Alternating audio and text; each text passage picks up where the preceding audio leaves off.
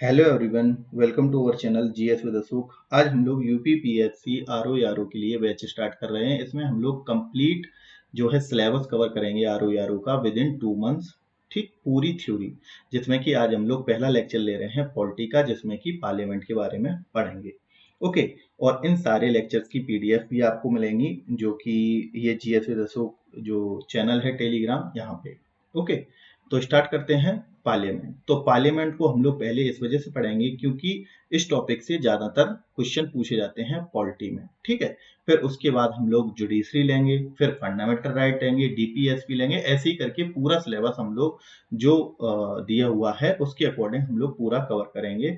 और जितने भी टॉपिक हैं, मेकिंग ऑफ इंडियन कॉन्स्टिट्यूशन हो, चाहे हिस्टोरिकल बैकग्राउंड हो, चाहे सिटीजनशिप हो, फंडामेंटल ड्यूटी हो, मतलब सारे टॉपिक कवर किए जाएंगे। लेकिन सीक्वेंस जो है मैं अपने हिसाब से लूंगा, क्योंकि इसमें जो है क्वेश्चन के अकॉर्डिंग मैं टॉपिक को पिक करूंगा कि जौन से टॉपिक से ज्यादा क्वेश्चन आएंगे उस टॉपिक को हम लोग पहले डिस्कस करेंगे। ओके, और जो है ज्यादा से ज्यादा इसमें हम लोग डिटेल देखेंगे, प्लस ऐसी चीजें देखेंगे जो कि क्वेश्चन के रूप में बन के आ सकती हैं। और जो भी रिलेटेड अनुच्छेद हैं यानी कि आर्टिकल हैं, और जो भी इंपॉर्टेंट अमिटमेंट है वो हम लोग लेक्चर के साथ साथ कवर कर लेंगे। उसके लिए अलग से हम लोगों को पढ़ने की जरूरत नहीं पड़ेगी। ओके, तो साथ साथ वो भी तैयार हो जाएंगे, और इंपॉर्टेंट फैक्ट जो भी हैं। ओके, तो स्टार्ट करते हैं बिना किसी देरी के। तो सबसे पहले हम लोग जानते हैं कि जो है इंडियन कॉन्स्टिट्यूशन है, उसमें 3 बेसिक मेन पिलर हैं उसके, जिसपे हमारा संविधान टिका हुआ है। जिसमें कि जो हमारा कॉन्स्टिट्यूशन है उसमें 3 जो पिलर हैं वो कौन कौन से हैं। एक है लेजिस्लेचर, एक है एग्जीक्यूटिव, ठीक है, और एक है जुडिशरी। ठीक है, यानी कि लेजिस्लेचर यानी कि विधायिका और कार्यपालिका और न्यायपालिका। ठीक, इन 3 चीजों पर हमारा संविधान जो है वो टिका हुआ है। जिसमें कि आज हम लोग स्टार्ट कर रहे हैं लेजिस्लेचर यानी कि पार्लियामेंट को स्टार्ट कर रहे हैं। लेजिस्लेचर यानी कि विधायिका का मतलब क्या होता है, जहां पे कानून बनाए जाते हैं। ठीक है, उसे क्या कहते हैं, लेजिस्लेचर। एग्जीक्यूटिव वो है जो इन कानूनों को इम्प्लीमेंट करते हैं यानी कि लागू करवाते हैं, उन्हें क्या कहते हैं, एग्जीक्यूटिव। ठीक है, और एग्जीक्यूटिव जो है वो क्या होता है, लागू कराते हैं। और इनमें अगर डिस्प्यूट है तो उसके लिए हम लोग कहाँ पे जाएंगे, जुडिशरी के पास में। तो ये एक बेसिक सी डेफिनेशन है इन चीजों की। तो हम लोग आज स्टार्ट कर रहे हैं किसको, लेजिस्लेचर को। ठीक, जिसमें कि पार्लियामेंट है। अब अगर पार्लियामेंट की अगर हम लोग बात करें तो पार्लियामेंट जो है वो 3 चीजों से मिलकर बनी है, ये हम लोग जानते हैं। जिसमें कि लोकसभा, राज्यसभा और राज्यसभा और प्रेसिडेंट ऑफ इंडिया आता है। ठीक, इन तीन चीजों से मिलकर क्या बना है, जो है पार्लियामेंट बना है हम लोगों का। और अगर आर्टिकल की बात करें तो पार्लियामेंट का आर्टिकल नंबर कितना है, 79 है। लोकसभा का आर्टिकल नंबर कितना है, 81 है। राज्यसभा का 80 है। और प्रेसिडेंट ऑफ इंडिया का आर्टिकल नंबर 52 है। ओके, तो आज हम लोग मेनली इस टॉपिक में जो पार्लियामेंट के अंतर्गत जो लोकसभा राज्यसभा है उसको आज हम लोग कवर करेंगे। ठीक, यानी कि ये दोनों चीजें आज हम लोग कवर करेंगे डिटेल में। ओके, तो हम लोग जानते हैं दो सदनात्मक हम लोगों की क्या है, जो है संसद है। इसको क्या कहते हैं, बाइकैमरल लेजिस्लेचर कहते हैं। ठीक है, दो सदनात्मक, एक इसमें लोकसभा जो कि लोअर हाउस है और राज्यसभा जो कि अपर हाउस है। तो हम आप लोगों को आर्टिकल याद रखना है, और पार्लियामेंट किन चीजों से मिलकर बनी है ये बेसिक से अभी टर्म है, अभी एडवांस तक हम लोग जाएंगे इसमें। तो ये चीज हम लोगों को देख लेनी है। ठीक है, अब संसद के बारे में अगर देखा जाए तो क्या है, ये एक लेजिस्लेचर क्या है, ऑर्गन है। तो संसद क्या है, एक लेजिस्लेचर ऑर्गन है, यानी कि यहाँ पर विधान बनाए जाते हैं। और ये जो हम लोगों ने अडॉप्ट कहाँ से किया है, तो ये हमने किया है वेस्टमिनिस्टर मॉडल, जो कि कहाँ का है, ब्रिटेन का। तो ये 2 पॉइंट भी हम लोगों को याद रखने हैं, कहाँ से एडॉप्शन किया है। संसद के अंग ये हम लोगों ने पढ़ लिए, लोकसभा, राज्यसभा और राष्ट्रपति। ओके, तो अब स्टार्ट करते हैं थोड़ा सा डिटेल में। तो पहले थोड़ा इंट्रोडक्शन ले लेते हैं कि लोकसभा जैसे इसमें क्या होता है, लोकसभा जो है, लोकसभा डायरेक्ट किनके द्वारा चुनी जाती है, डायरेक्ट जनता के द्वारा चुनी जाती है। यानी कि इसमें जो मेंबर होते हैं वो डायरेक्टली रिप्रेजेंटेटिव होते हैं, कहाँ के, पीपल के। ठीक, यानी कि लोगों के डायरेक्टली इलेक्टेड हुए मेंबर होते हैं। ठीक है, तो इनका जो चुनाव है वो कैसा होता है, डायरेक्ट होता है। लोकसभा का चुनाव डायरेक्ट होता है, तो ये पॉइंट हम लोगों को पता ही है। जो मेंबर ऑफ पार्लियामेंट में लोकसभा में जाते हैं उनका चुनाव डायरेक्ट होता है।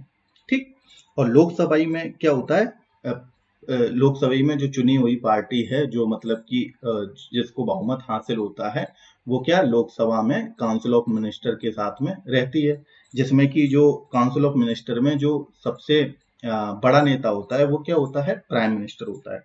तो प्राइम मिनिस्टर और काउंसिल ऑफ मिनिस्टर लोकसभा में बैठते हैं।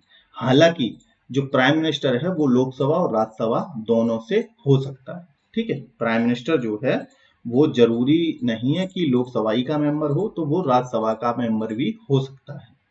ठीक है, ये पॉइंट भी हम लोगों को याद रखना है। तो ये दोनों कहाँ पे होते हैं, लोकसभा के अंतर्गत। और इनको चुना, जो काउंसिल ऑफ मिनिस्टर में जो मेंबर होते हैं वो चुने कहाँ से जाते हैं, जनता के द्वारा जो है चुने जाते हैं, directly elected by the people of India. ठीक है, फिर सेकंड चीज, और जो लोकसभा है इसके दूसरे नाम क्या है, इसे पॉपुलर हाउस कहते हैं, लोअर हाउस भी कहते हैं, और इसको टेम्पररी हाउस भी कहते हैं। टेम्पररी हाउस भी कहते हैं। क्यों, क्योंकि टेम्पररी हाउस क्यों कहते हैं लोकसभा को, लोकसभा को टेम्पररी हाउस इस वजह से कहते हैं क्योंकि अगर जीती हुई पार्टी का बहुमत अगर इसमें नहीं रहता है तो क्या इस जो हाउस को डिसॉल्व भी किया जा सकता है प्रेसिडेंट के द्वारा। ठीक है, अगर नो कॉन्फिडेंस मोशन जो है अदर पार्टी लाती है और इन्होंने अपना अगर जो बहुमत नहीं साबित कर पाए तो क्या होता है, इस हाउस को डिसॉल्व भी किया जा सकता है। इस वजह से इसे टेम्पररी हाउस भी कहते हैं, तो ये पॉइंट भी याद रखना है। फिर उसके बाद जो इनकी जो लोकसभा की सीटें हैं इनका निर्धारण हम लोग जानते हैं पॉपुलेशन के बेसिस पर होता है, यानी कि जितनी जनसंख्या है उसके आधार पर जो कॉन्स्टिट्यूएंसी हैं, यानी कि जो क्षेत्र हैं, कॉन्स्टिट्यूएंसियां हैं, वो डिसाइड की जाती हैं किसकी, जनसंख्या के आधार पर। उसके बाद, और ये लेजिस्लेटिव पावर का क्या है, सबसे अधिक प्रभावशाली अंग है, यानी कि सबसे अधिक प्रभावशाली लेजिस्लेटिव पावर यानी कि विधायी शक्तियों में लोकसभा है। ओके, ये तो बेसिक इंट्रो हो गया। ऐसी राज्यसभा का देख लेते हैं। राज्यसभा जिसे क्या कहता है, जिसे क्या कहा जाता है, इसे दूसरा नाम इसका सेकंड चैम्बर या हाउस ऑफ एल्डर या काउंसिल ऑफ स्टेट्स भी इसे कह सकते हैं। ठीक है, काउंसिल ऑफ स्टेट्स भी कह सकते हैं क्योंकि इनमें जो मेंबर आते हैं वो स्टेट लेजिस्लेटिव असेंबली के मेंबर द्वारा चुने हुए लोग आते हैं। स्टेट और यूनियन टेरिटरी के प्रतिनिधि, सॉरी, जो स्टेट और यूनियन टेरिटरी हैं उनके प्रतिनिधि राज्यसभा में बैठते हैं और इनका जो चुनाव है वो इनडायरेक्ट होता है। इनडायरेक्ट यानी कि अप्रत्यक्ष रूप से होता है, यानी कि ये तो प्रत्यक्ष हो गया और ये हो गया अप्रत्यक्ष। अप्रत्यक्ष, ओके। अब ये क्या है, इसे एल्डर हाउस और हाउस ऑफ एल्डर्स या सेकंड चैम्बर्स भी कहा जाता है, या इसे परमानेंट हाउस भी कहा जाता है। परमानेंट हाउस भी कहा जाता है। क्यों कहा जाता है परमानेंट, क्योंकि ये डिसॉल्व नहीं हो सकता। तो ये चीज भी आपको याद रखनी है कि ये जो राज्यसभा है वो कभी भी डिसॉल्व नहीं होती है। ठीक है, और यह भारत के जो फेडरल स्ट्रक्चर को मजबूत करता है, यानी कि यह भारत की संघीय संरचना को भी मजबूत करता है। और जो राज्यसभा का सबसे पहली बार जो है कल्पना कब हुई थी, जो 1918 का मॉन्टेगो चेम्सफोर्ड रिफॉर्म, जो कि इसकी रिपोर्ट 1919 में आई थी, 1919 में आई थी, लेकिन जो ये रिपोर्ट है इसमें सबसे पहले डिस्कशन हुआ था राज्यसभा के बारे में। तो ये पॉइंट भी आपको याद रखना है। अब इसके बाद अब देखते हैं थोड़ा सा डिटेल में इनके मेंबर्स की क्वालिफिकेशन राज्यसभा के बारे में, ऐसी फिर लोकसभा के बारे में देखेंगे। ओके, तो राज्यसभा हम लोग जानते हैं इसे अपर हाउस कहते हैं, हाउस ऑफ एल्डर्स कहते हैं, परमानेंट हाउस कहते हैं। ओके, अब और इसे काउंसिल ऑफ स्टेट कहते हैं क्योंकि इसमें रिप्रेजेंटेटिव कौन होते हैं, स्टेट्स और यूनियन टेरिटरी के प्रतिनिधि जो हैं यहाँ पर होते हैं। और इसका दूसरा नाम अपर सदन भी है। और इसका गठन, अब ये डेट आपको याद रखनी है, तो इसका गठन कब हुआ था, 3 अप्रैल 1952। तो ये पॉइंट आपको याद रखना है कि इसका राज्यसभा का गठन 3 अप्रैल 1952 को हुआ था। और पहला जो सेशन है इसका पहला सेशन कब हुआ था? पहला सेशन हुआ था 13 मई और 1952 को, यानी कि 1952 में ही 13 मई के दिन हुआ था पहला सेशन स्टार्ट। ओके, और यह एक परमानेंट मेंबर है, ये हम लोग बता ही चुके हैं, हम आपको बता ही चुके हैं, और इसे डिसॉल्व नहीं किया जा सकता, यानी कि इसे खत्म नहीं किया जा सकता। अब कुछ कॉन्स्टिट्यूशनल प्रोविजन है, उससे पहले हम लोग थोड़ा सा इसके बारे में देख लेते हैं, मेंबरशिप के बारे में। अब इसमें राज्यसभा के बारे में हम लोग बात कर रहे हैं, तो राज्यसभा में मैक्सिमम जो स्ट्रेंथ है मेंबर की वो कितनी हो सकती है? 250। तो ये पॉइंट याद रखना है, 250 जो है टोटल स्ट्रेंथ है। अब इसमें से क्या होता है, इसमें 250 में दो प्रकार के हैं, एक तो 238 मेंबर जो है, 238 जो मेंबर हैं वो क्या होते हैं? वो इनडायरेक्टली इलेक्टेड होते हैं, इनडायरेक्टली इलेक्टेड, यानी कि अप्रत्यक्ष रूप से चुने हुए होते हैं स्टेट और यूनियन टेरिटरी से। और बाकी जो 12 मेंबर हैं, अब 238 प्लस 12 250, ठीक, टोटल स्ट्रेंथ मैक्सिमम 250, जिसमें कि 238 तो इलेक्ट किए जाते हैं स्टेट और यूनियन टेरिटरी से। उसके बाद जो 12 मेंबर हैं, 12 मेंबर जो है वो प्रेसिडेंट क्या करता है? प्रेसिडेंट जो है वो नॉमिनेटेड करता है। तो ये पॉइंट याद रखना है कि 12 मेंबर को प्रेसिडेंट नॉमिनेट करता है, नॉमिनेट यानी कि नामांकित करता है 12 मेंबर। और कौन से फील्ड से नॉमिनेट करता है, तो उसे याद रखने के लिए क्लास जो है वर्ड वो याद रखना है, जिसमें कि सी हम लोगों को छोड़ देना है। उसके बाद एल मतलब लिटरेचर, फिर ए का मतलब आर्ट, फिर उसके बाद साइंस और सोशल सर्विसेज। तो इन जो फील्ड से 12 मेंबरों को नामांकित कर सकता है कौन? प्रेसिडेंट। तो ये पॉइंट आपको याद रखना है, ठीक है। अब वर्तमान में देखा जाए तो वर्तमान में 250 तो मैक्सिमम स्ट्रेंथ, लेकिन वर्तमान में 245 मेंबर हैं राज्यसभा में, जिसमें कि 238 जो है इनडायरेक्टली रूप से चुने जाते हैं, ये तो हमने बता ही दिया, और नॉमिनेटेड 12 होते हैं, ये हमने ये दोनों पॉइंट यहाँ पे ऊपर बता दिए हैं। ओके, और प्रेजेंट टाइम में कितने हैं वर्तमान में मेंबर हैं? 245 हैं। ओके, अब इनके कार्यकाल के बारे में बात कर लेते हैं। राज्यसभा के जो मेंबर हैं उनकी कार्यकाल के बारे में बात कर लेते हैं। तो प्रत्येक सदस्य का कार्यकाल 6 वर्ष होता है, लेकिन क्या है, हर वर्ष क्या होते हैं, 2 वर्ष में, हर 2 वर्ष में 1/2 जो 1/3 मेंबर क्या हो जाते हैं? रिटायर हो जाते हैं। इसके मतलब 1/3 मेंबर सेवानिवृत्त हो जाते हैं पर 2 ईयर में। तो ये पॉइंट आपको याद रखना है, कार्यकाल 6 वर्ष होता है राज्यसभा के सदस्य का, लेकिन हर जो मेंबर है वो मेंबर का कार्यकाल हर 2 साल में क्या होते हैं? रिटायर होते रहते हैं, और फिर दूसरे चुने जाते हैं बार बार, ठीक है। तो ये पॉइंट आपको जरूर याद रखना है।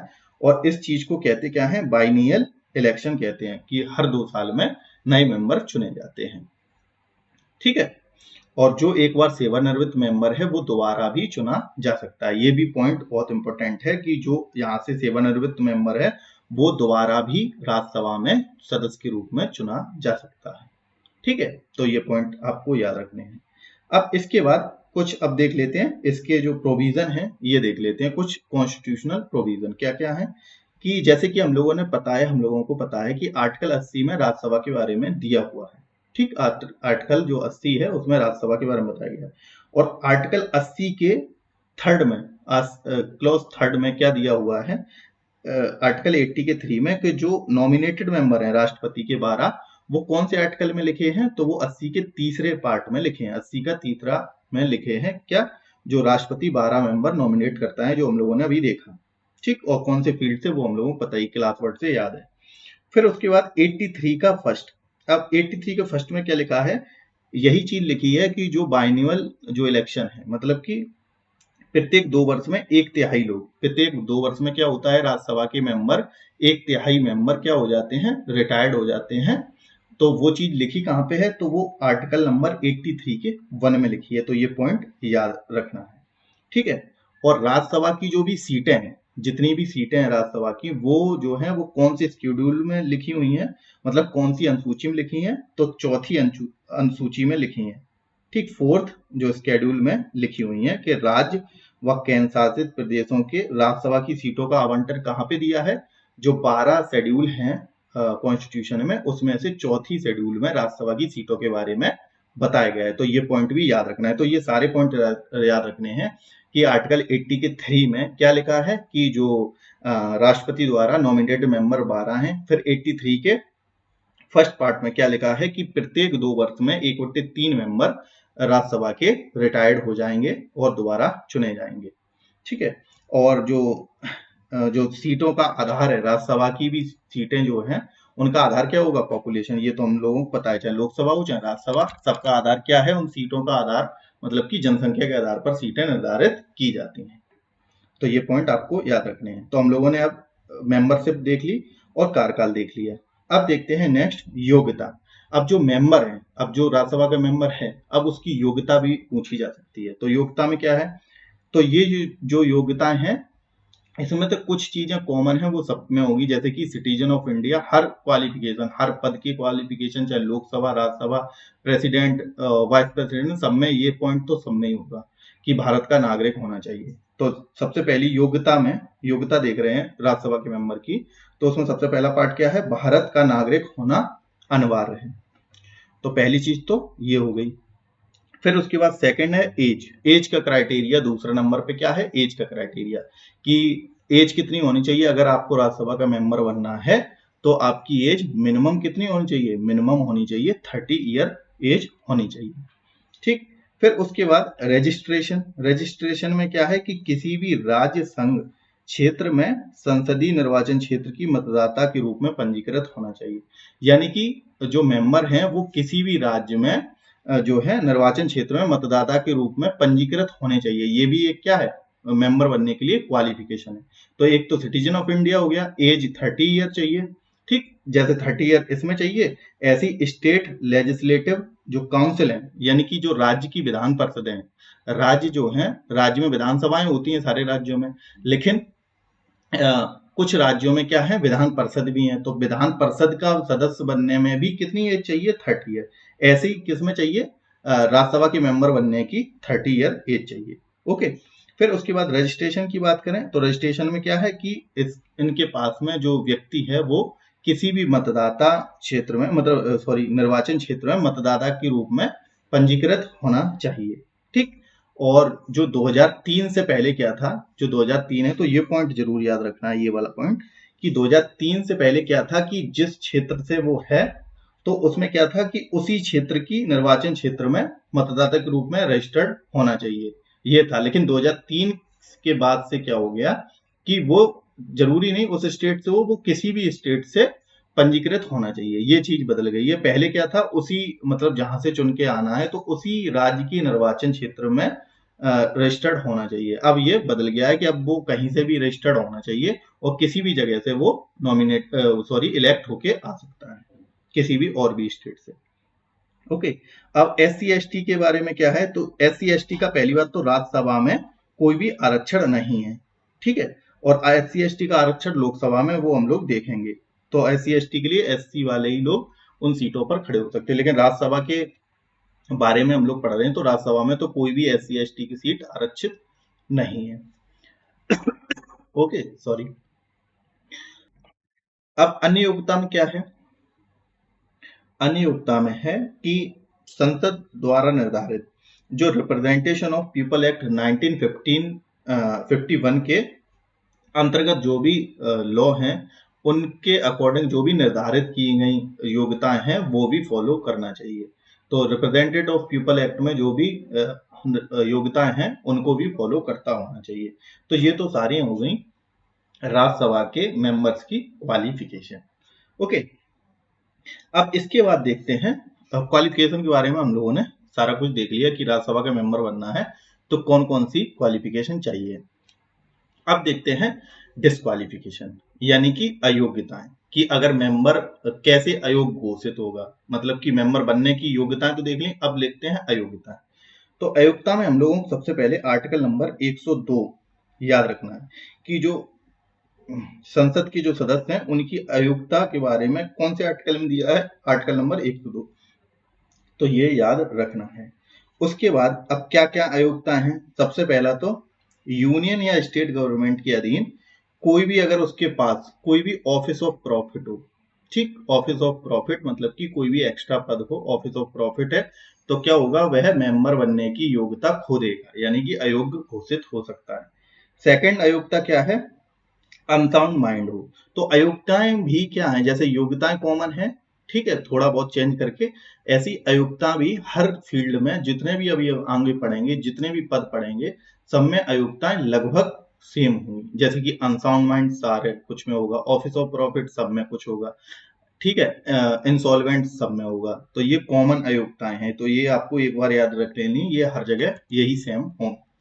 तो दूसरी होगी अनसाउंड माइंड, और न्यायालय द्वारा घोषित किया, ऐसा न्यायालय द्वारा घोषित भी किया गया हो कि वह मानसिक रूप से विक्षिप्त है। ठीक, तो सेकंड ये अयोग्यता का कारण हो गया। तीसरा हो गया अनचार्ड इंसॉल्वेंट, यानी कि जो है इंसॉल्वेंट हो, यानी कि कहीं उधारी हो, या मतलब इंसॉल्वेंट घोषित हो गया हो, मतलब कि बैंकरप्ट हो गया हो घोषित, वो भी अयोग्य माना जाएगा। फिर उसके बाद वह क्या हो, सिटीजन ऑफ इंडिया अगर ना हो, सिटीजन ऑफ इंडिया क्या है क्वालिफिकेशन में, तो डिस्क्वालिफिकेशन में क्या होगा, वह भारत का नागरिक ना होके कहीं और की अगर उसके पास नागरिकता है, तब भी वह क्या है, वह डिस्क्वालिफाइड माना जाएगा। तो ये भी पॉइंट आपको याद रखना है 100%। फिर उसके बाद जो भी पार्लियामेंट द्वारा लॉ बनाए गए हैं, उस अगर उनके अंतर्गत घोषित होता है, अयोग्य घोषित होता है, तब भी वह अयोग्य माना जाएगा। यानी कि पार्लियामेंट द्वारा जो भी लॉ बनाए जाते हैं, उनमें अगर वह अयोग्य घोषित होता है, तब भी वह अयोग्य घोषित माना जाएगा। ठीक, तो ये पॉइंट आपको याद रखने हैं अयोग्यता के। अब कुछ इंपोर्टेंट नोटिस ये है कि अगर राज्यसभा का जो मेंबर है वो अयोग्य घोषित हो रहा है, तो वो क्या होगा, चाहे वो राज्यसभा का मेंबर हो चाहे लोकसभा का मेंबर हो, दोनों को जो अयोग्य घोषित करेगा कौन, ठीक है, अगर इनमें से कोई भी चीज है तो वो अयोग्य कौन करेगा, वो करेगा प्रेसिडेंट। तो ये पॉइंट आप को याद रखना है कि प्रेसिडेंट जो है उसे डिस्क्वालीफाई करेगा विद किसके साथ डिस्कशन करके, चुनाव आयोग के साथ। यानी कि चुनाव आयोग जो कि आर्टिकल नंबर 324 में है, तो चुनाव आयोग के साथ डिस्कशन करके, और करेगा कौन, राष्ट्रपति। तो राष्ट्रपति डिस्क्वालीफाई करता है मेंबर को on the basis of qualification. ठीक है, डिस्क्वालिफिकेशन भी दो प्रकार की होती है, जैसे कि डिस्क्वालिफिकेशन जो अयोग्यता भी है वो दो प्रकार की है, एक तो क्वालिफिकेशन नहीं है, ठीक, वही हम लोगों ने देख लिया, क्वालिफिकेशन नहीं है, तो वो करेगा कौन, राष्ट्रपति। और एक होती है डिस्क्वालिफिकेशन किसके बेसिस पर, on the basis of defection, यानी कि दल बदल के विरुद्ध, दल बदलने पर अयोग्यता घोषित की जा सकती है। एक तो उसके पास क्वालिफिकेशन ही नहीं है बनने की, उसमें से या 30 साल का नहीं है, या उसके पास कोई एक्स्ट्रा ऑफिस ऑफ प्रॉफिट है, तो इन कंडीशन में कौन करेगा, प्रेसिडेंट। ये हम लोगों ने देख लिया। अब हम लोग देख रहे हैं ऐसी डिस्क्वालिफिकेशन जो कि ऑन द बेसिस ऑफ किसके बेस पर हो, दल बदलने पर, यानी कि डिफेक्शन अगर उसने किया हो, तब डिस्क्वालीफाई कौन करेगा।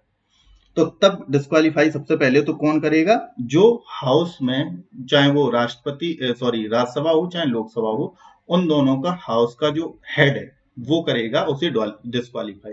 ठीक, अगर किसके बेसिस पे, on the basis of defection. अगर डिफेक्शन वो कर रहा है यानी कि दल बदल रहा है, तब वो लोग करेंगे, अदरवाइज क्वालिफिकेशन से रिलेटेड है तो राष्ट्रपति करेगा। तो ये पॉइंट जरूर याद रखना है। अब दल बदलने पर कैसे होगा, कि अगर कोई व्यक्ति, मान लो ए पार्टी कोई है, ठीक, ए पार्टी और बी पार्टी, ए पार्टी क्या है, विनर, और बी पार्टी क्या है, लूजर है। ठीक, अगर क्या होता है कि अगर जो विनर वाले पार्टी है, जैसे कि ए वाली विनर पार्टी है, इसमें से एक एक मेंबर या और भी 10 12 20 मेंबर कहाँ चले जाते हैं, बी वाली पार्टी में चले जाते हैं। ठीक, ये हाउस में बैठे हैं दोनों पार्टी के मेंबर, जीती हुई पार्टी और हारी हुई पार्टी के, उसमें से जीती हुई पार्टी से 2-5 मेंबर चले गए बी पार्टी में। ठीक, अब इन दोनों में क्या होगा, इन दोनों पार्टी ये बैठी कहाँ पे है, मान लो एग्जाम्पल लेके चलते हैं, लोकसभा में बैठी हैं दोनों पार्टी। ठीक, लोकसभा में जो हेड है वो कौन है, स्पीकर है। ठीक, स्पीकर है, लोकसभा का स्पीकर है। अब ये देख रहा है किनको, इन पार्टियों को, और इन मेंबर को देख लिया इन्होंने कि ये बी पार्टी में गए। ठीक, तो अब इन्हें डिस्क्वालीफाइड कौन करेगा, यही तो करेगा, हेड। तो अब डिफेक्शन के रिलेटेड में कौन डिस्क्वालीफाई करेगा, स्पीकर। तो ये पॉइंट याद जरूर करना। और डिफेक्शन क्या होगा कि जीती हुई पार्टी से कोई भी मेंबर अगर हारी हुई पार्टी में चला जाता है या और किसी पार्टी में चला जाता है तो उसे डिफेक्शन माना जाएगा, यानी कि दल बदल कानून जो है वो माना जाएगा उसके खिलाफ। ठीक है, अभी वो भी देखेंगे। फिर अगर ए पार्टी जो जीती हुई है इसके अगर 2/3 मेंबर, यानी कि अगर मान लो ए पार्टी में मेंबर 100 मेंबर थे, तो उसमें से अगर 2/3 यानी कि 66 मेंबर अगर उठ के चले जाएंगे बी पार्टी में, तो इनका डिफेक्शन नहीं माना जाएगा, यानी कि इनको अयोग्य नहीं घोषित किया जाएगा। किसके द्वारा? स्पीकर के द्वारा। क्यों? क्योंकि 66% लोग की सहमति हो गई है, तो मतलब तो दल बदल की कंडीशन नहीं फॉलो हो सकती है। ठीक है, तो पहली कंडीशन में तो ये अयोग्य घोषित हो गया था, अगर एक मतलब 2/3 से कम लोग अगर जा रहे हैं तो अयोग्य घोषित कर देगा स्पीकर। अगर 2/3 मेंबर जा रहे हैं तो ये तो नहीं अयोग्य घोषित होंगे। फिर तीसरी कंडीशन ये है कि अगर हारी हुई पार्टी में से कोई मेंबर, मान लो बी पार्टी हारी हुई थी, बी में से कोई मेंबर ए पार्टी में चला जाता है, जीती हुई पार्टी में, विनर है ये और ये लूज वाली, तब भी ये अयोग्य घोषित नहीं होगा मेंबर, क्योंकि इसमें भी दल बदला है। लेकिन हारी हुई पार्टी का अगर मेंबर जीती हुई पार्टी में चला जाता है तब भी ये डिस्क्वालीफाइड नहीं माना जाएगा। डिस्क्वालीफाइड केवल एक कंडीशन है कि अगर जो है 2/3 से कम मेंबर अगर दूसरी पार्टी में चले जाते हैं, जीती हुई पार्टी के 2/3 से कम मेंबर चले जाते हैं, तो उन्हें डिस्क्वालीफाइड कर देगा कौन? स्पीकर। तो डिस्क्वालिफिकेशन से एक हम लोगों ने ये देख ली, और दूसरी डिस्क्वालिफिकेशन हम लोगों ने रिगार्डिंग डिफेक्शन देख ली। तो ये जरूर आपको याद रखना है, एंटी डिफेक्शन जो लॉ है ना उसके अकॉर्डिंग ये होता है। और हम लोग जानते हैं जो एंटी डिफेक्शन जो लॉ है, अगर एंटी डिफेक्शन लॉ की बात करें, एंटी डिफेक्शन यानी कि दल बदल वाला जो कानून है, एंटी डिफेक्शन लॉ जो है वो कब हुआ था? तो ये आया था 52nd अमेंडमेंट एक्ट 1985 के द्वारा। ओके, और ये जो दिया, और कौन सी शेड्यूल में दिया है? ये 10th शेड्यूल में भी दिया है एंटी डिफेक्शन के बारे में। ओके, तो ये पॉइंट आपको याद रखने हैं। बाकी डिस्क्वालिफिकेशन हमने दोनों प्रकार की देख ली। अब ऐसी ये राज्यसभा वाला डिस्कस कर रहे हैं, यहीं पे देख ली। ऐसी जो लोकसभा होगा उसमें भी होगा, हम लोगों ने देख लिया। अब देखते हैं राज्यसभा में आगे। तो राज्यसभा की अब देखते हैं स्पेशल जो पावर है वो क्या क्या है, यानी कि राज्यसभा की ऐसी पावर जहां पर राज्यसभा का मेन वर्चस्व आता है, तो ये भी पूछी जाती है। इसमें सबसे पहला, स्टेट रिलेटेड कोई भी मैटर है तो उसमें राज्यसभा की सहमति जरूरी है, यानी कि ऐसा कोई भी विषय जो राज्यों को प्रभावित करता है, क्योंकि क्या है, राज्यसभा क्या है? राज्यों का संघ। ठीक, काउंसिल ऑफ स्टेट से राज्यसभा कहते हैं उसी को।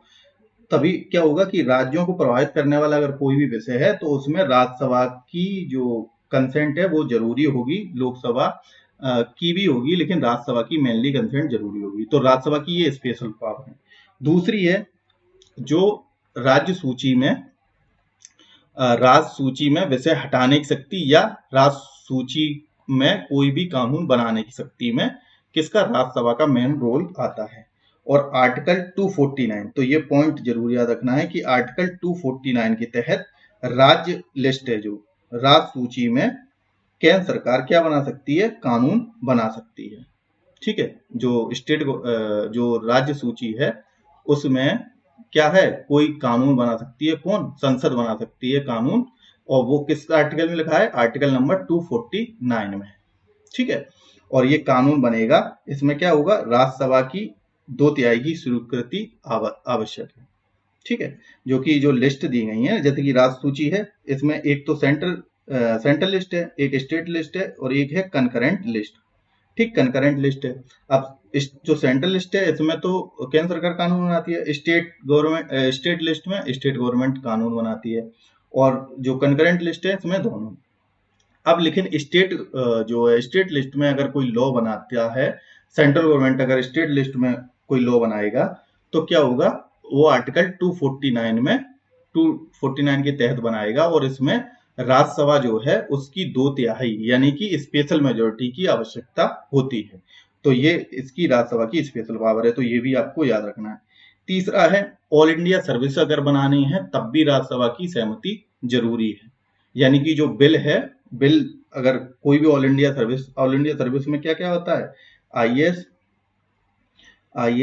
आईपीएस और आईएफएस आते हैं ना ऑल इंडिया सर्विस में, जो कि आर्टिकल नंबर किसमें दिया है? आर्टिकल नंबर 3 312 में, यानी कि 312 में ऑल इंडिया सर्विस के बारे में बताया है।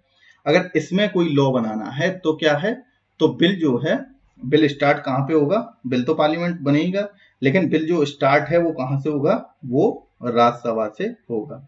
तो इसमें भी राज्यसभा की स्पेशल पावर है। तो ये भी पॉइंट आपको याद रखना है आर्टिकल 312 में, और आर्टिकल 249 वाला, और स्टेट लिस्ट में कोई भी चीज बनती है तो उसकी राज्यसभा की कंसेंट जरूरी है। ओके, अभी मेजोरिटी के बारे में भी हम कभी आगे, अभी जब बिल के बारे में देखेंगे तो मेजोरिटी भी सारे प्रकार की देखेंगे, चाहे वो एब्सोल्यूट हो, सिंपल हो, स्पेशल हो, सारी मेजोरिटी भी हम लोग समझ लेंगे। ठीक है, अब देखते हैं इमरजेंसी प्रोविजन। तो तीन तो ये शक्तियां होगी राज्यसभा की। चौथी शक्ति ये है कि अगर मान लो इमरजेंसी पावर में भी इमरजेंसी अगर घोषित करनी है, चाहे वो स्टेट इमरजेंसी हो, चाहे वो नेशनल इमरजेंसी हो, चाहे वो फाइनेंशियल इमरजेंसी हो, तीनों में राज्यसभा की कंसेंट जरूरी है, पहला पॉइंट। दूसरा, अगर हम लोगों ने अभी आगे पढ़ा है कि लोकसभा क्या है, डिसॉल्व हो सकता है, यानी कि टेम्पररी हाउस है, तो उस केस में भी अगर इमरजेंसी घोषित करनी है तो राज्यसभा के द्वारा भी घोषित की जा सकती है। तो ये भी पॉइंट याद रखना है कि केवल राज्यसभा की स्वीकृति से प्रभावी रह सकती। तो इमरजेंसी में भी राज्यसभा की स्पेशल पावर हो, जिसमें कि हम लोग जानते हैं नेशनल इमरजेंसी जो कि आर्टिकल नंबर 352 में है, स्टेट या प्रेसिडेंट रूल ये 356 में, फाइनेंशियल इमरजेंसी 360 में। तो ये भी पॉइंट याद रखना है, ये भी राज्यसभा की स्पेशल पावर है। अब लिमिटेशन कहाँ कहाँ, मतलब कि राज्यसभा की कहाँ कहाँ पे पावर नहीं है, जैसे कि no confidence motion. No confidence जो मोशन को राज्यसभा में प्रस्तुत नहीं किया जा सकता। अब क्यों नहीं किया जा सकता, नो कॉन्फिडेंस मोशन होता क्या है, नो कॉन्फिडेंस मोशन वह मोशन है जिससे कि क्या होता है कि जो भी जीती हुई पार्टी है उसका बहुमत है कि नहीं, इस वजह से वो लाया जाता है नो कॉन्फिडेंस मोशन। अब राज्यसभा में इस वजह से नहीं लाया जा सकता कि राज्यसभा को हम लोग जानते हैं डिसॉल्व नहीं किया जा सकता, परमानेंट हाउस है। ठीक है, ये चीज हम लोगों को पता है कि राज्यसभा क्या है, एक परमानेंट हाउस है, इसे कभी भी डिसॉल्व नहीं किया जा सकता। तो उसमें नो कॉन्फिडेंस मोशन कौन लाएगा, ठीक है, तो राज्यसभा में नो कॉन्फिडेंस मोशन का प्रस्तुत नहीं किया जा सकता।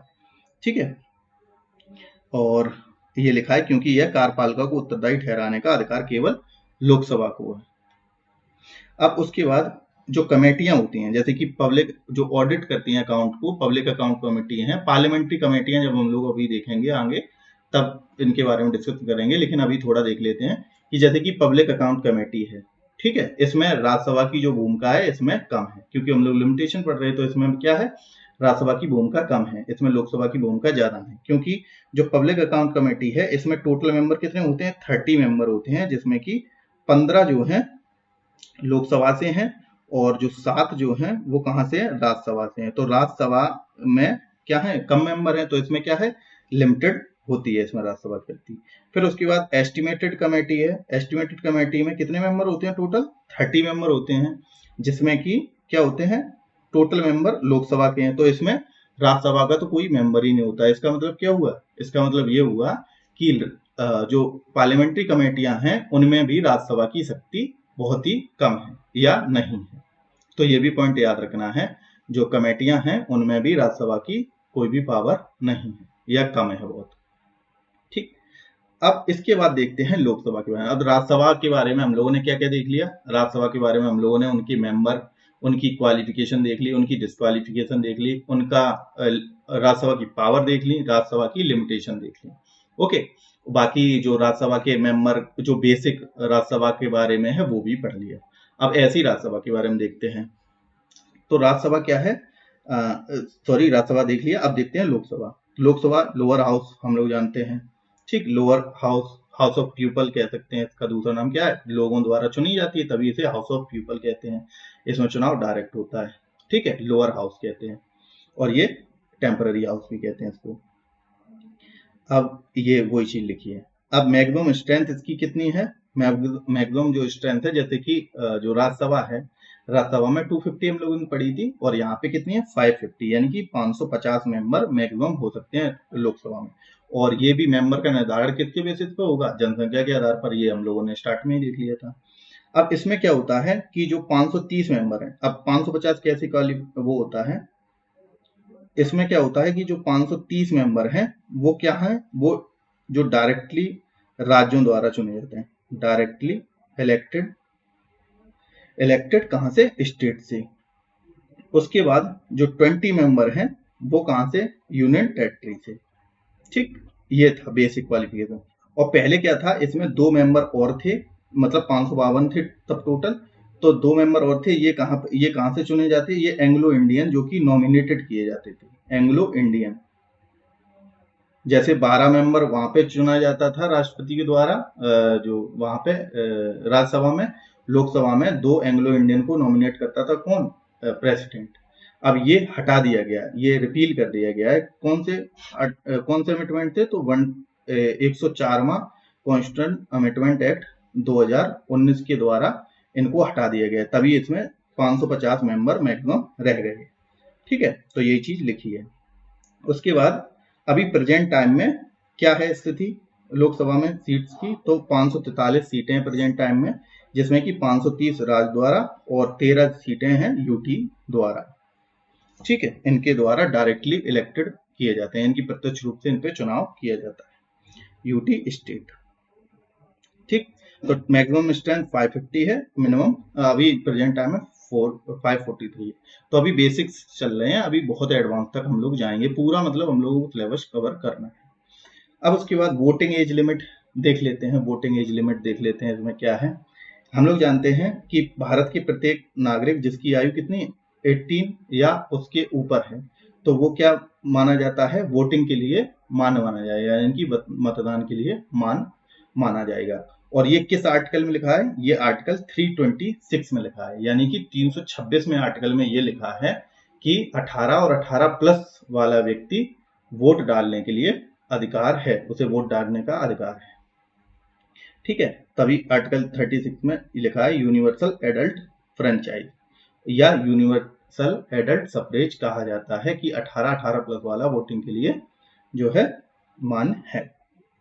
ठीक, और पहले क्या था, पहले जो वोटिंग की एज थी वो 18 वर्ष नहीं थी, 18 जो 1988 से पहले, 1988 में आया था, तो 1988 से पहले क्या था कि जो वोटिंग की एज वो 21 वर्ष थी, फिर इसको घटा के कितना किया गया, 18 वर्ष कर दिया गया। कौन से संविधान संशोधन के अकॉर्डिंग, तो 61वां जो संविधान संशोधन है उसके द्वारा इस एज को क्या किया गया, 18 वर्ष कर दिया गया। तो ये भी पॉइंट आपको याद रखना है। ओके, अब जो रीएडजस्टमेंट ऑफ सीट्स हैं, यानी कि जो सीटों का निर्धारण, जैसे कि राज्यसभा और लोकसभा में सीटें 550 250 हैं, अब इनका निर्धारण करता कौन है, इनका निर्धारण जनसंख्या के बेसिस पर तो होता है, ये तो हम लोगों को पता है, जनसंख्या बेसिस पर होता है, लेकिन इसका जो पुनर्निर्धारण है ये होता है सेंसस के अकॉर्डिंग। ठीक, जनसंख्या के आधार पर जब जो होती है जनगणना, उसके आधार पर हर 10 वर्ष में जनगणना होती है, और इसके आधार पर सीटों का डिलिमिटेशन किया जाता है। और जो डिलिमिटेशन कमीशन है वो अपॉइंट कौन करता है, डिलिमिटेशन कमीशन यानी कि परिसीमन आयोग को अपॉइंट कौन करता है, ये प्रेसिडेंट करता है। तो ये पॉइंट भी याद रखना है कि प्रेसिडेंट द्वारा डिलिमिटेशन कमीशन, जो कि हर 10 वर्ष में सीटों का निर्धारण करने के लिए होता है। ठीक है, जैसे कि आर्टिकल नंबर डिलिमिटेशन अभी तक भारत में कितने बार हुआ है, 4 बार हुआ है। एक तो डिलिमिटेशन कमीशन एक बार 1952, 1962 मतलब 10 साल बाद डायरेक्ट, फिर 1972, ओके, फिर उसके बाद 2002। तो इतने बार क्या है, डिलिमिटेशन हुआ है भारत में, सीटों का निर्धारण हुआ है जनसंख्या के आधार पर, जनगणना के आधार पर, और इसे अपॉइंट कौन करता है, प्रेसिडेंट। तो ये पॉइंट जरूर याद रखना है। ओके, अब इसके बाद हम लोगों ने देखा था कि राज्यसभा में सीटों का आरक्षण नहीं होता, लेकिन लोकसभा में सीटें आरक्षित हैं SC ST के लिए। तो SC के लिए कितनी सीटें आरक्षित हैं अभी, 84। ठीक है, और ST के लिए कितनी आरक्षित हैं, 47। ठीक है, अभी वोमेन किसी की भी सीट आरक्षित नहीं है, केवल SC और ST आरक्षण है लोकसभा में। ओके, अब कार्यकाल की बात करें, जैसे कि राज्यसभा में देखा था, अब लोकसभा में देखते हैं।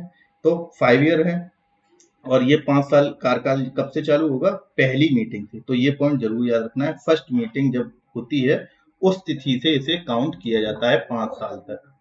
ओके, तो 5 साल तक ये काउंट किया जाएगा on the basis of first meeting. Okay, अब जो डिसॉल्व कौन कर सकता है ये हम पहले ही बता सकते हैं। डिसॉल्व कौन कर सकता है इसको, हाउस को, तो वो प्रेसिडेंट। तो ये भी पॉइंट आपको याद रखना है। ठीक है, प्रेसिडेंट द्वारा डिसॉल्व किया जाता है, किया जा सकता है लोकसभा को। ओके, उसके बाद जो नेशनल इमरजेंसी है, नेशनल इमरजेंसी में क्या होता है कि लोकसभा, राज्यसभा नहीं, लोकसभा का कार्यकाल, क्योंकि राज्यसभा तो क्या होती है, परमानेंट हाउस है, और लोकसभा का कार्यकाल 1 साल बढ़ जाता है। कब? नेशनल इमरजेंसी में। नेशनल इमरजेंसी यानी कि आर्टिकल नंबर 352 के अकॉर्डिंग ये जो है नेशनल इमरजेंसी के दौरान राज्यसभा का कार्यकाल 1 साल बढ़ जाता है। और ये कौन से अमेंडमेंट के बाद ये चीज लागू हुई थी? तो ये हुई थी 42nd अमेंडमेंट एक्ट 1976 के अकॉर्डिंग ये चीज स्टार्ट हुई थी कि जो है 1 साल जो है कार्यकाल बढ़ जाएगा लोकसभा का। कब? नेशनल इमरजेंसी के टाइम पर। तो ये पॉइंट जरूर याद रखना है आप लोगों को। ओके, अब देखते हैं कुछ इंपोर्टेंट अमेंडमेंट। अब जो डिलिमिटेशन है उसके बारे में अमेंडमेंट ये क्या क्या है कि जो 42वां संविधान संशोधन हुआ था, जिसके अकॉर्डिंग 1 साल कार्यकाल भी बढ़ने लगा नेशनल इमरजेंसी के टाइम पर लोकसभा का, उसी अमेंडमेंट में, जिसे मिनी कॉन्स्टिट्यूशन भी कहा जाता है, 42वें संविधान संशोधन क्या कहा जाता है? मिनी, यानी कि छोटा जो है संविधान भी कहा जाता है, क्योंकि बहुत सारे अमेंडमेंट हुए थे इसमें। तो 42वां संविधान संशोधन जो 1976 में हुआ था, इसमें क्या हुआ था, जो लोकसभा की जो सीटें हैं वो सीटों का आवंटन स्थगित कर दिया गया था। किस पर? जो 1971 की जनगणना है उसकी जनसंख्या के आधार पर सीटों का स्थगन कर दिया गया था। सन कब तक? 2000 तक। अब यानी कि समझे, 42वां जो संविधान संशोधन है उसमें क्या हुआ था, जो लोकसभा की सीटें हैं, ठीक, उनको फिक्स कर दिया गया था। उनको फिक्स कर दिया गया था कब तक? 2000 तक, ठीक, सन 2000 तक। और किसके बेसिस पर? वो जो 1971 की जनसंख्या है, मतलब उतनी ही जनसंख्या ली जाएगी 2000 तक, और जितनी सीटें उतनी बनी रहेंगी। ठीक है, तो 1971 का जो सेंसस है उसको, उससे लेकर 2000 तक जो सन है वहां तक सीटों को फिक्स कर दिया गया था। फिर 84वां संविधान संशोधन हुआ, इसका जस्ट दुगना, ठीक, ऐसे याद रखते हैं, इसका जस्ट दुगना जो कॉन्स्टिट्यूशन अमेंडमेंट हुआ 2001 में। 2000 तक तो फिक्स कर दी थी सीटें। फिर क्या हुआ था, सीटों का पुनः निर्धारण किया गया, 2026 तक सीटें फिर फिक्स कर दी गई, यानी कि सीटों का निर्धारण किया गया और ये जो सीट्स हैं वो 2026 तक फिक्स कर दी गई, यानी कि 2026 तक कोई भी सीट नहीं बढ़ेगी लोकसभा में। ओके, तो ये पॉइंट याद रखना है कि 84वां संविधान संशोधन से क्या हुआ था, और जनसंख्या इसमें कहाँ की ली गई होगी? सेंसस 2001 की, और इसमें सेंसस 1971 की जनसंख्या ली थी। तो 42वां संविधान संशोधन और जिसका जस्ट दुगना 84वां, ये दोनों ऐसे याद रख सकते हैं आप लोग। तो ये पॉइंट आपको याद रखनी है। फिर उसके बाद ये तो हम लोग डिस्कस कर ही चुके हैं 104 में। अब इसके बाद आप जैसे लोकसभा में राज्यसभा में देखा था, ऐसे ही लोकसभा में अब इसकी जो मेंबर है उनकी क्वालिफिकेशन वही सिटीजन ऑफ इंडिया। अब उसमें क्या थी, राज्यसभा में जो है एज कितनी होनी चाहिए तब मेंबर बन सकते हो? 30। और इसमें क्या है, इसमें 25 होनी चाहिए। किसमें? लोकसभा में। और ऐसी स्टेट लेजिस्लेटिव जो असेंबली है, यानी कि विधानसभाएं, जो राज्य की विधानसभाएं, उनमें भी मेंबर बनने के लिए 25 साल की एज चाहिए मिनिमम। ओके, ठीक है। और ऐसे अगर और याद रखना है तो प्रेसिडेंट है, वाइस प्रेसिडेंट है, गवर्नर है, इनके लिए कितनी एज चाहिए? 35 चाहिए। ठीक है, ये भी याद रखना। तो ये हो गई किसकी क्वालिफिकेशन में, एक तो हो गया सिटीजन ऑफ इंडिया होना चाहिए, और उसकी आयु 25 वर्ष होनी चाहिए, और जो वही सेम है क्वालिफिकेशन जो राज्यसभा की, वही सेम है, बस ये एज का हो गया फैक्टर अलग। संसद द्वारा निर्धारित अन्य योग्यताएं भी होनी चाहिए, और ये भी सेम है, ठीक है, पीपल एक्ट वाला जो हम लोग देख चुके हैं, सेम। अब डिस्क्वालिफिकेशन में भी सेम एज इट इज वही है कि 102 आर्टिकल में क्या लिखा है, इस इन मेंबर की डिस्क्वालिफिकेशन यानी कि अयोग्यता के बारे में लिखा है। अब वही है, office of profit, unsound mind, insolvent, citizen of India नहीं हो, अगर नहीं हो तो, और अगर डिस्क्वालीफाइड हो under the law made by the parliament, यानी कि पार्लियामेंट द्वारा बनाए गए लॉ के अकॉर्डिंग क्या हो, डिस्क्वालीफाई हो, तब भी वह अयोग्य माना जाएगा। ठीक है, और ये भी है इनकी अगर क्वालिफिकेशन को रिलेटेड अगर जो है डिस्क्वालीफाई किया जाएगा मेंबर को, तो वो मेंबर को डिस्क्वालीफाई कौन करेगा? President of India. ठीक, और किनसे बात करके? Election of election commission of India से, ठीक है। और अगर रिगार्डिंग डिफेक्शन हो तो कौन करेगा, तो जो हाउस है, हाउस का जो हेड है, यानी कि हेड ऑफ द हाउस क्या करेगा, डिस्क्वालीफाइड। और अगर क्वालिफिकेशन रिलेटेड तो कौन करेगा, प्रेसिडेंट ऑफ इंडिया करेगा। ये पॉइंट जरूर याद रखना है आप लोगों को। अब अगर वैकेंसी हो जाए, वैकेंसी मतलब अगर सीट्स खाली हैं, vacation of seats in the parliament, यानी कि पार्लियामेंट में अगर सीटें खाली हैं तो क्या, तो संसद में सीटें कौन कौन सी स्थितियों में खाली हो सकती हैं। सबसे पहली चीज, अगर कोई भी मेंबर के पास क्या हो, डबल मेंबरशिप, यानी कि कोई भी व्यक्ति अगर लोकसभा और राज्यसभा दोनों का सदस्य नहीं हो सकता, यानी कि या तो अगर राज्यसभा का मेंबर है और लोकसभा में अगर उसने चुनाव लड़ा और लोकसभा की सीट जीत गया, तो या तो वो राज्यसभा की उसे सीट छोड़नी पड़ेगी या लोकसभा की। ओके, यानी कि एक बार में केवल एक ही हाउस का मेंबर बन सकता है, तो भी क्या हो सकता है, खाली सीट हो सकती है। अगर दोनों का मेंबर है तो क्या उसे अयोग्य माना जाएगा, चाहे वो जीता हुआ चुनाव हो या वो जिसका पहले से मेंबर था, यानी कि राज्यसभा का अगर मेंबर था तो राज्यसभा से भी उसकी सीट को वेकेंट माना जाएगा। और अगर यदि ऐसा होता है, अगर मान लो दोनों हैं किसी के पास पद, ठीक है, लोकसभा का मेंबर है और वो राज्यसभा में प्रतिनिधि के रूप में जीत गया, ठीक, या राज्यसभा का मेंबर है और लोकसभा में अगर वो जीत गया, तो उसे क्या करना पड़ेगा, 14 दिन के अंदर एक सदन के 14 दिन के अंदर क्या होगा, एक सदन का चुनाव करना पड़ेगा कि वो लोकसभा का मेंबर रहना चाहता है या राज्यसभा का, ठीक है। अदरवाइज क्या होगा, मैंने बता ही दिया, वेकेंट सीट मानी जाएगी, वो जिसका मेंबर था या वो जो जीता।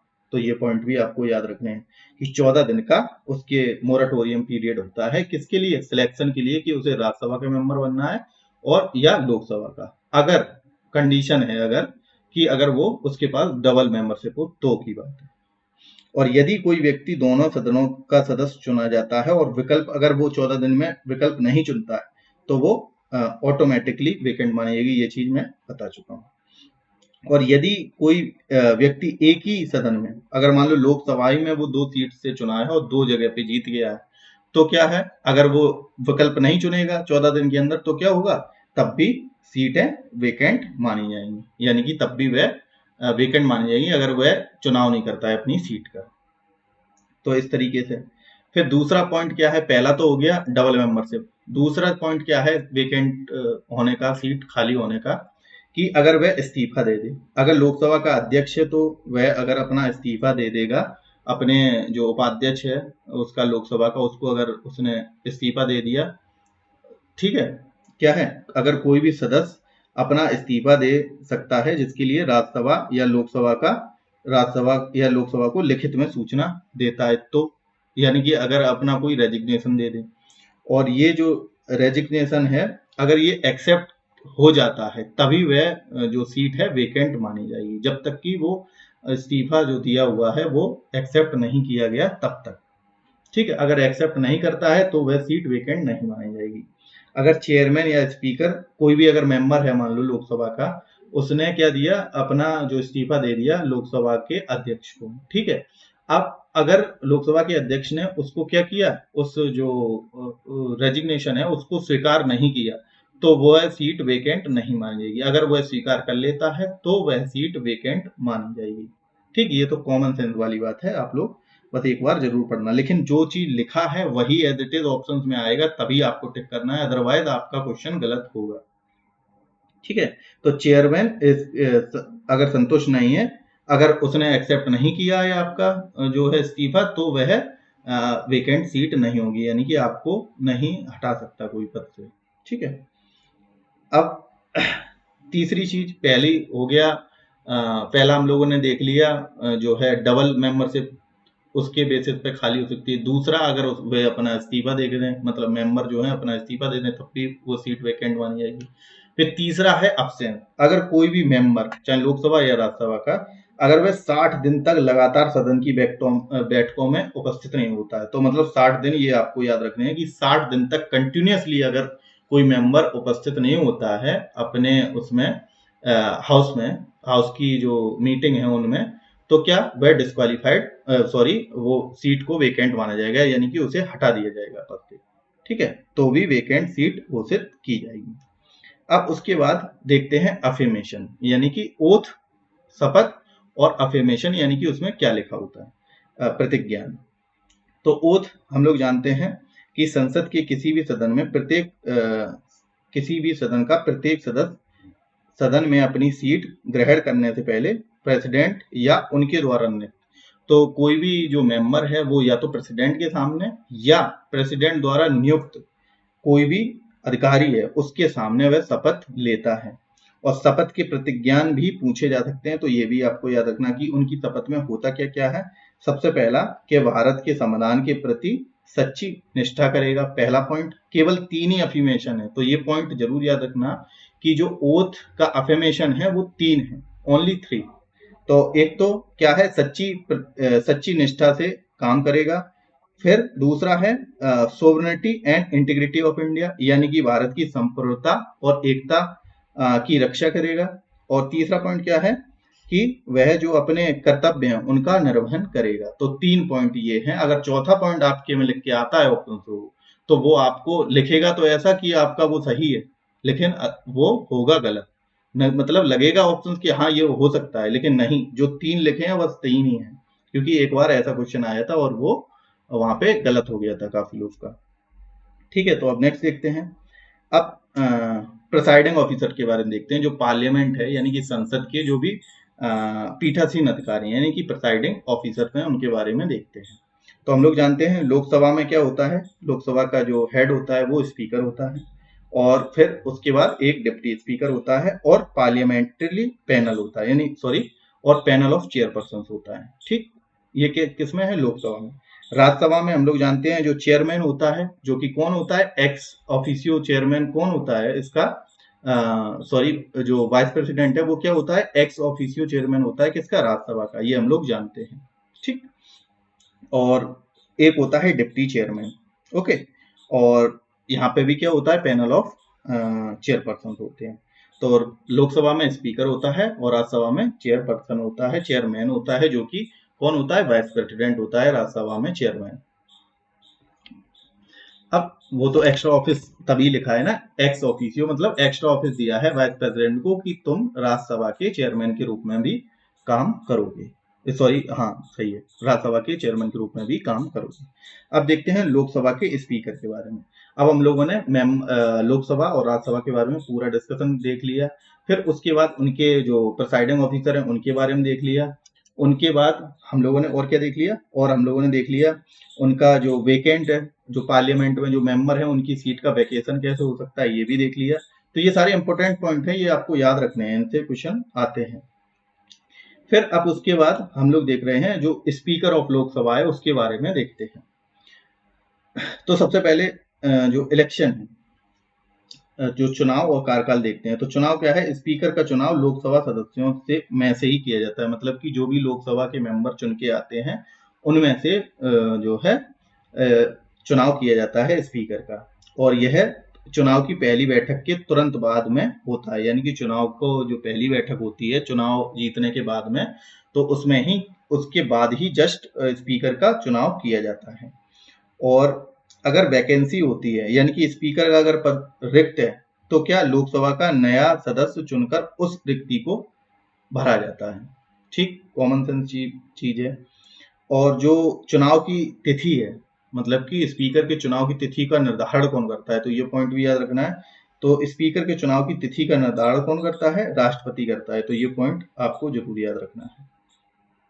और टेन्योर क्या है, टेन्योर सामान्यतः क्या होता है कि जो लोकसभा का जो कार्यकाल होता है, यानी कि लोकसभा का कार्यकाल जब चुनी जाती है लोकसभा पहली मीटिंग से 5 साल तक का होता है। अगर डिसॉल्व भी हो जाती है तो मतलब कि पहली बात तो इसका कार्यकाल उतना ही होता है, लेकिन अगर बाई चांस क्या हुआ लोकसभा जो है डिसॉल्व हो गई, तो स्पीकर जो है तब नहीं हटाया जाएगा। 5 साल से पहले अगर डिसॉल्व हो गया हो तब नहीं हटाएगा, जब तक कि दूसरा चुनाव मतलब कि दूसरी लोकसभा चुन के नहीं आ जाता ही, तब तक कि वो स्पीकर अपनी सीट पर बैठा रहेगा। तो ये पॉइंट जरूर याद रखना है कि अगर क्या है, कंडीशन है इसमें कि अगर लोकसभा का जो स्पीकर है, ठीक, उसका कार्यकाल 5 साल है, कॉमन सेंस है उसका कि जितनी देर जितना कार्यकाल लोकसभा का है उतना ही उसके स्पीकर का है।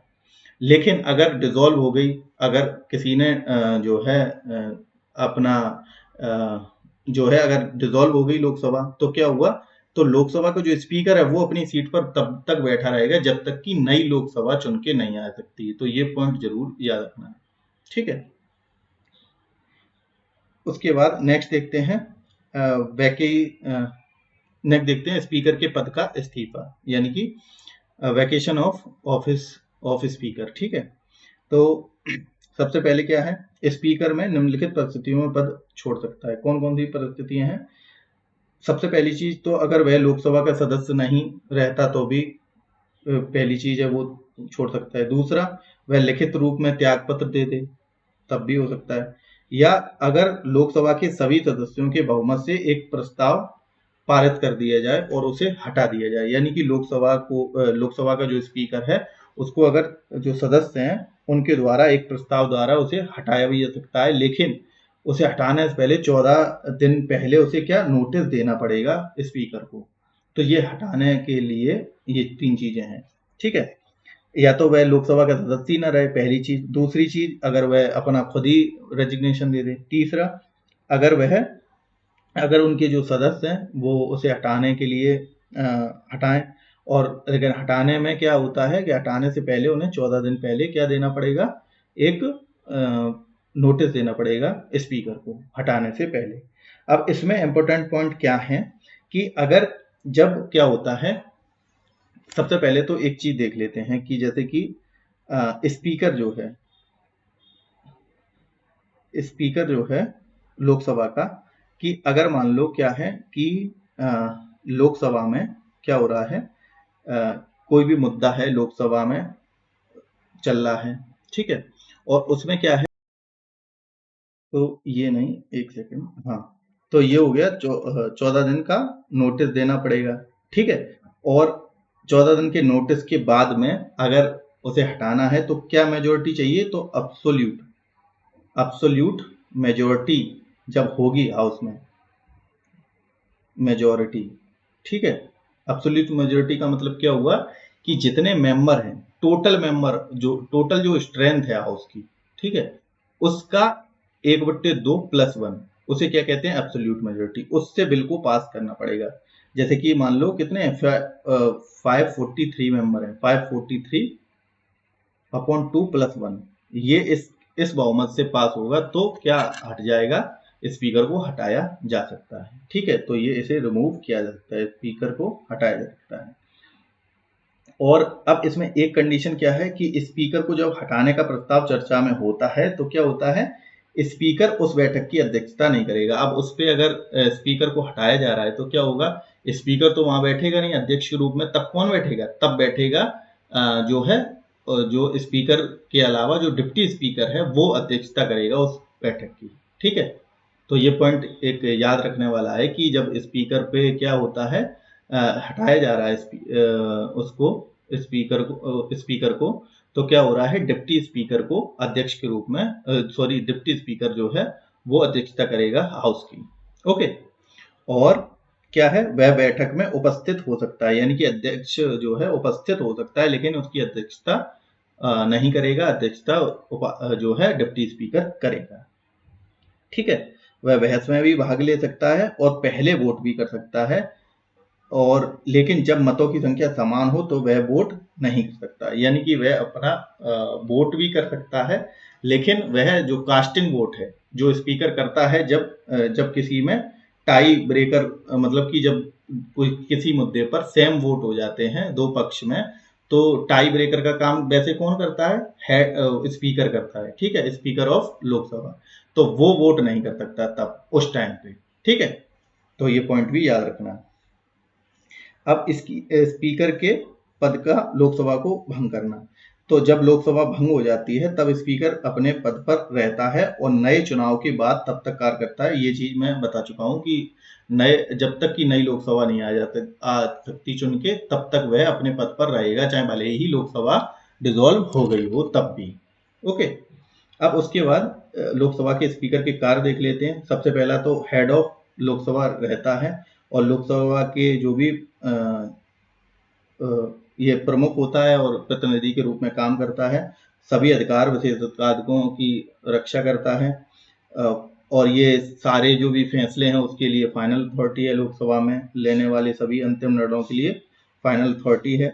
फिर ये डेकोरम मेंटेन करता है, जो भी ऑर्डर मेंटेन करता है, सारा कुछ है, संसदीय कार्रवाई का संचालन करता है और बैठकों का संचालन व कार्रवाई को नियमित करता है। और यह क्या करता है, यह सदन में कोरम, यदि अगर कोरम नहीं होता, कोरम का मतलब क्या है, कोरम का मतलब ये होता है कि उपस्थिति, यानी कि अगर संसद के सदन में क्या है, अगर मान लो लोकसभा है, लोकसभा में मान लो 100 मेंबर हैं टोटल, ठीक है, तो उसमें से अगर 10 मेंबर होता है कोरम, यानी कि अगर मिनिमम 10 मेंबर होने चाहिए तब ये हाउस चलेगा। तो अगर उससे कम है तो क्या, स्थगन, यानी कि जो है एडजर्न करने का काम जो है लोकसभा का, वो भी किसका है, स्पीकर का है। तो ये सारे कार्य हैं लोकसभा के स्पीकर के। तो स्थगन का कार्य भी कौन करेगा, जो है स्पीकर ऑफ लोकसभा, किस बेसिस पर, अगर कोरम नहीं है तो। और कोरम जो है वो कौन से आर्टिकल में लिखा है, वो आर्टिकल में लिखा है 100 के 3 में आर्टिकल में लिखा है कोरम के बारे में, ठीक है। तो कोरम की आवश्यकता सदन की कुल संख्या की कम से कम 1/10 होती है, और ये लिखा कहाँ है, 100 के 3 में लिखा है आर्टिकल में। और अगर नहीं होता है तो स्थगित कर देता है लोकसभा की मीटिंग को।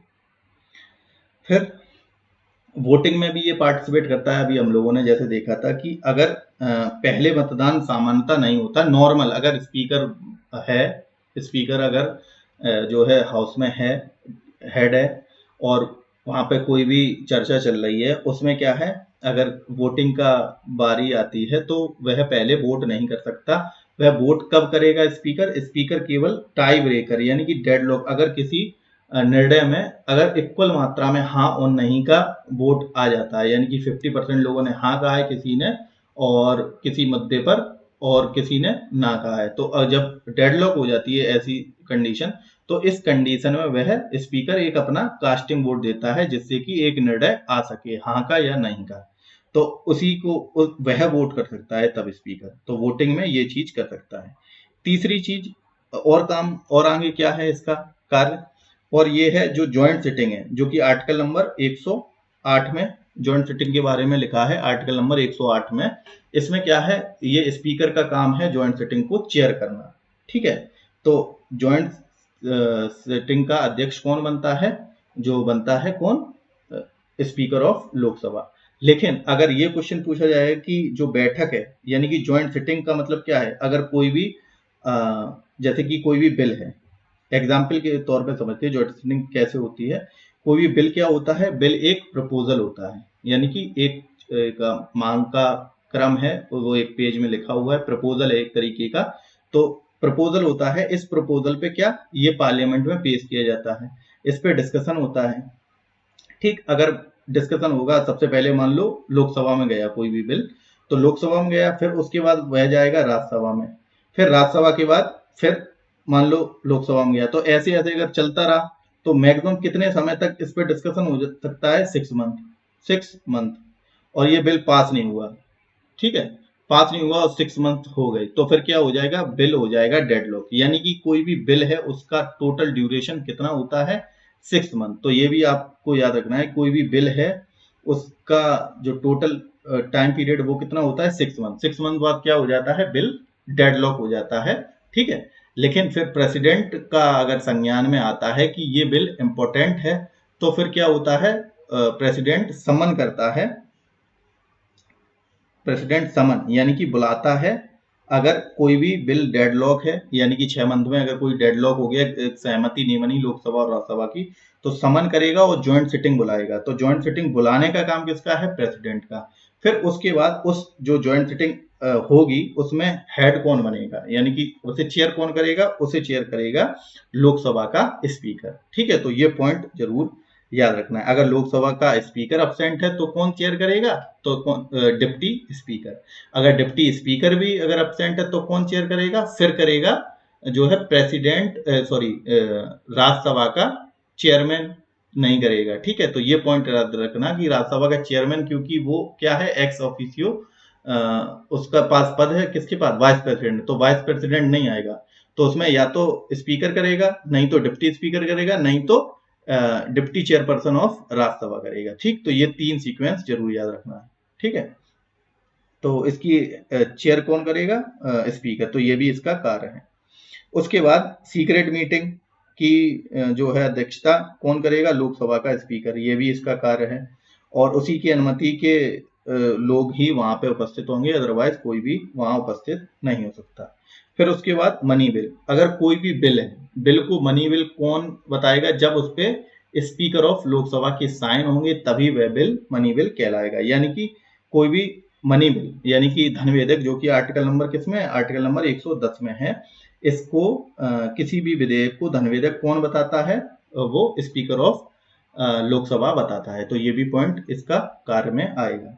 ठीक, फिर उसके बाद डिस्क्वालिफिकेशन हम लोगों ने देख लिया कि जो क्वालिफिकेशन है वो उसके अकॉर्डिंग क्या था, प्रेसिडेंट करता है, लेकिन अगर वह डिफेक्शन कर रहा है तो उसके अकॉर्डिंग देखो, लोकसभा का किसी सदस्य का डिफेक्शन के अकॉर्डिंग अगर किसी ने जो है वो किया है, डिफेक्शन किया है, तो कौन अयोग्य घोषित करेगा, तो लोकसभा का अध्यक्ष करेगा।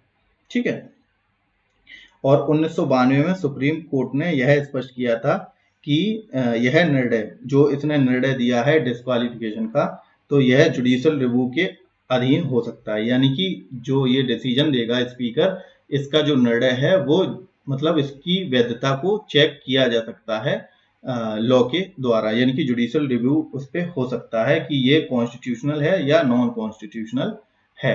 ओके, उसके बाद लोकसभा के सभी समितियों का अध्यक्ष नियुक्त करना किसका काम है, लोकसभा के स्पीकर का, ये भी इसका कार्य है। और जो बिजनेस एडवाइजरी कमेटी है, रूल्स कमेटी है, जनरल पर्पस कमेटी है, इसका भी अध्यक्ष कौन है, जो है स्पीकर ऑफ लोकसभा। उसके बाद अंतर्राष्ट्रीय और राज्य स्तर पर प्रतिनिधित्व कौन करता है, यही अध्यक्ष रूप में ये काम करता है। और देश के विभिन्न विधायी निकायों की अध्यक्षों की बैठक में सम्मेलन के भी अध्यक्ष में इसका कार्य होता है। तो इसके कार्य देख लिया हमने लोकसभा स्पीकर के। ओके, तो हम लोगों ने राज्यसभा, लोकसभा और लोकसभा के स्पीकर के बारे में सारा कुछ देख लिया। अब हम लोग नेक्स्ट लेक्चर में president, vice president, prime minister, council of minister के बारे में पढ़ेंगे। ओके, धन्यवाद। अगर वीडियो अच्छा लगा हो तो लाइक करें। धन्यवाद।